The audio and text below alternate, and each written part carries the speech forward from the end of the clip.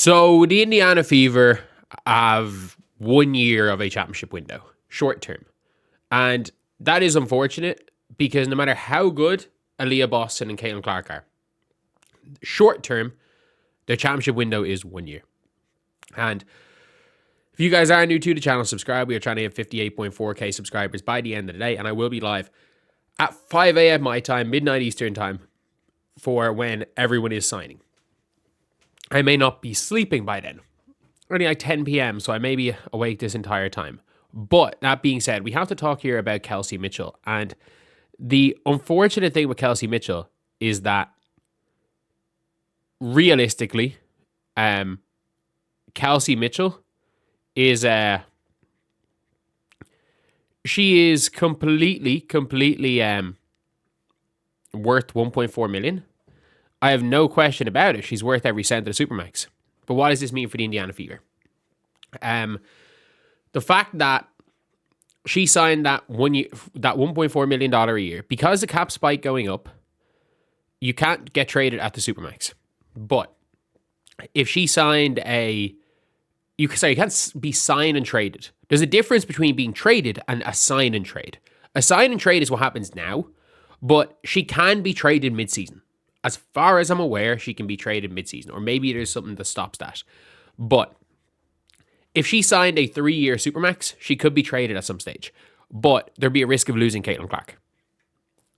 With Kelsey Mitchell, if there was any chance that she would take a long-term deal and leave money on the table, like Arike is leaving money on the table, and Arike is leaving money on the table, and suddenly the Dallas Wings are now potentially in for Azare. The Dallas Wings are in for, they just signed Jess Shepard, who's a really, really good backup, one of the best backup bigs in the league. They might go and pick up Ty Harris again. They're in for Hamby. They're in for Azare. They have more money to deal with, and they've got a better draft pick.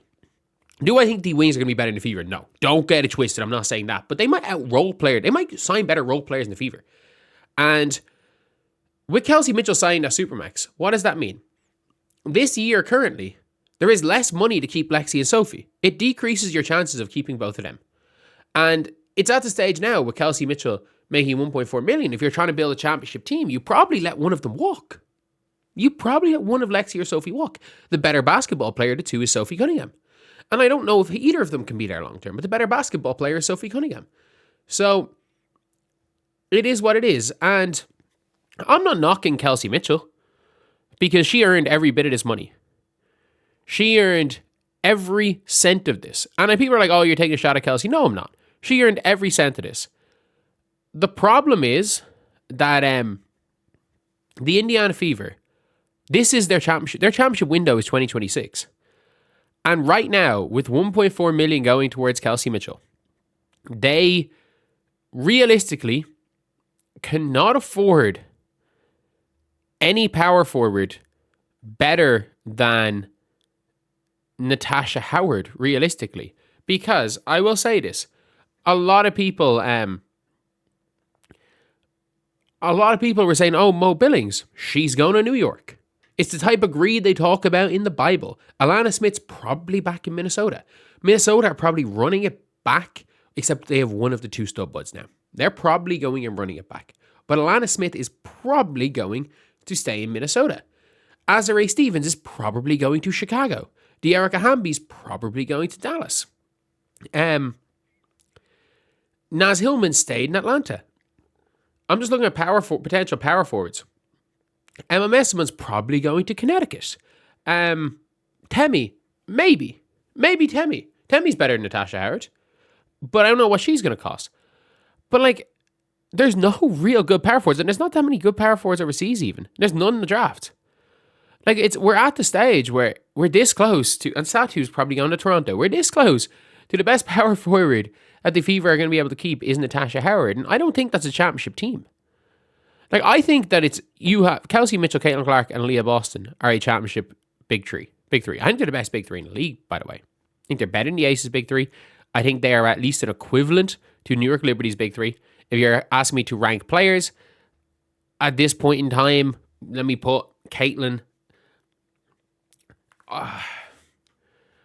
No, I'll give Indiana the slight advantage on the big three versus New York. The difference is that New York have an entire 12-man lineup of like legitimate rotation pieces, and Indiana are going to have to find some vet minimums from America, which doesn't really work because they don't recruit overseas. And if they were smart, they would have Emma Chekova. They'd be looking for Valuayi. They'd be looking for Elena Buenavida. They'd be trying to convince Yakupova to come over maybe for the first time. Albeit she had a really bad year this year, but it's been historically great. Maybe you'd be able to convince Alba Torrens to come over at the end of her career as a good veteran presence. Maybe you'd be able to convince Mariana Ortiz to come over. I'm just trying to think off the top of my head, like, of other players. Like, Maria Conde's obviously gone in the expansion draft. But, like, the Indiana Fever don't have they don't have the assets when Kelsey Mitchell walks in a year to compete. Because what happens when Caitlin Clark and Aaliyah are on their maximum deals? You have to be able to field a full team of minimum contract players to bring in a third max contract player and another depth piece. The problem is, if you're trying to keep Lexi Hull, and if Lexi Hull signs a multiple year deal, that means that Lexi Hull is in your big three. If Lexi Hull signs, let's just say she gets a $700K offer sheet or an $800K offer sheet, and the Fever match it. The Fever can't then bring in a big three next year. They can't bring in a big three. So they could lose Lexi Hull this year, and then suddenly you have neither of them lose her this year, and you could have neither of them next year.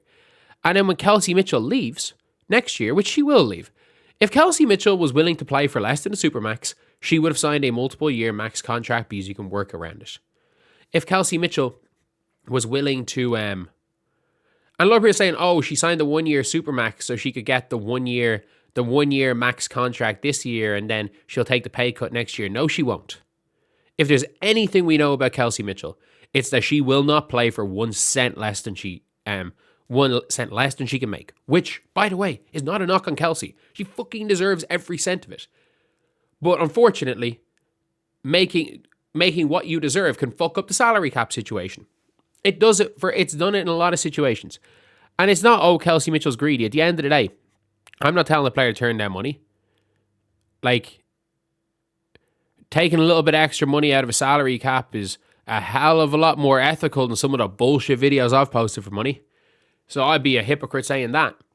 But when we're purely talking about the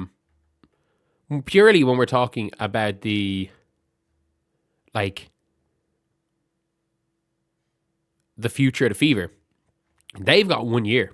They have a 1 year window. Because if you look at all these other teams all have minimum, are basically the Aces, the Liberty, the Dream, have got their core 5 players, and every other player is on a minimum deal. Because if you guys don't know about the Dream have Kubai. The Dream, again, have Sika Kone, who's a good bench player on a minimum. Way better than KK Timpson. And by the way, they're the same age. Way better than KK. They have Sika Kone, they have Kubai, who we saw playing for Italy against USA, who's a solid bench player coming over on a reserved free agency minimum. And then because you're the Atlanta Dream, because it's a historic franchise and people like Atlanta, you're going to get a couple of ring chasers. The thing with the Indiana Fever is I don't see the Indiana Fever. The Indiana Fever don't have the historical precedence, made the playoffs. Last year was the first playoff game they won since 2015. I don't see a bunch of ring chasers coming to Indiana on the minimum, because if that was the case, we wouldn't have re-signed statistically one of the worst players in the league. We wouldn't have re-signed. If a bunch of ring chasers were coming, they wouldn't have re-signed on a minimum. They wouldn't have re-signed who is statistically one of the worst players in the league who last season didn't run, play defense, shoot, pass, or anything other than that one game against them. Other than their spacing against Atlanta and that one incredible game against Phoenix, which, by the way, hooped against Phoenix. You got to give her credit where credit's due. Dantas hooped in that game. But they signed the worst player. And then Obviously, I think they protected Sophie Cunningham because I do feel like both Christy Wallace and Chloe Bibby on reserve deals were better pickups than, or were better people to have on your team than KK Timpson. But like, yeah, it is an interesting one all around because we go into next year potentially with Caitlin Clark, Aaliyah Boston. If they overpay to keep Lexi Hull, you could have Caitlin Clark, Aaliyah Boston, Lexi Hull, and not even having the cap space to do anything. Like, not have the cap space to like build a team, like build any sort of a team around them. And not only that, when not even about cap space, this team doesn't recruit well overseas. This team doesn't draft well. This team hasn't stashed over the years. And stashes are going to be harder and harder to come by because most of the players that would be entering the draft at 19 are now going to college. Unless you are Awafam, unless you are Iana Martin, unless you're like a legitimate EuroLeague starting caliber player at 19, if you're Carla Lay, if you're Leila Lacan, like unless you are a first round pick, you're going to college. Unless you are that level player, you're going to college. Like there's no French kid in the second or third round that will turn out to be Leo Fibish. Because if there is, or like a future Leo Fibish, because any of those kids that are a third round, they're playing pro, they're just going to go play college. Unless they're guaranteed to walk into the WNBA, they're just going to go play college. It's as simple as that. So the stashes aren't even there. So unfortunately, the Indiana Fever are suffering from incompetency from years and years ago. Not only that, this front office did a really poor job last year because you've seen the Mercury, what they've done. They have Kat Westbeld coming in basically on a minimum deal. They have Monique Okon-McCanny as a starter on a minimum deal. Every team that I believe will do better than the Indiana Fever, at least in the regular season this year, because I think the Indiana Fever are fighting for the fourth spot. They will be fighting for the fourth spot. Even if they fix the power forward position, maybe they get third. And that is me expecting Caitlin, Leah, and Kelsey to be at their full potential. I just think what the Liberty have is going to be too much. I don't think they'll finish ahead of the Lynx in the regular season. I have this really weird feeling the Dream are going to be really fucking good. Mainly because I love Carl Smesco. Especially in the regular season. I think that when it comes to the playoffs, I favour the Fever over the Dream. When it comes to the regular season, I absolutely favour the Dream over the Fever. And I favour the Phoenix Mercury over the Fever. Like, they're three teams. I think the Fever might be better than the Aces in the regular season. And I think when it comes to the playoffs, that's a battle again. I think the Fever have a chance of winning. I think this is wide open. I don't think there's this out-and-out guaranteed winners just like there wasn't last year. The Aces nearly lost second series in overtime. They nearly lost the first series. If it wasn't for a NECA brain fart, they would have won. They wouldn't have made it out of the first round. So, look, the Fever are running it back. And they're running it back because they think they can win a title. And I don't disagree with that statement. They absolutely can run it back. The problem is that for anyone saying, oh, at the end of this year, Kelsey Mitchell, she could re-sign if they want for a max. If Kelsey Mitchell was willing to take less than a Supermax, it would have been signed. And if the Fever were willing to give her a long-term Supermax, it would have been signed. So this is it for Kelsey Mitchell.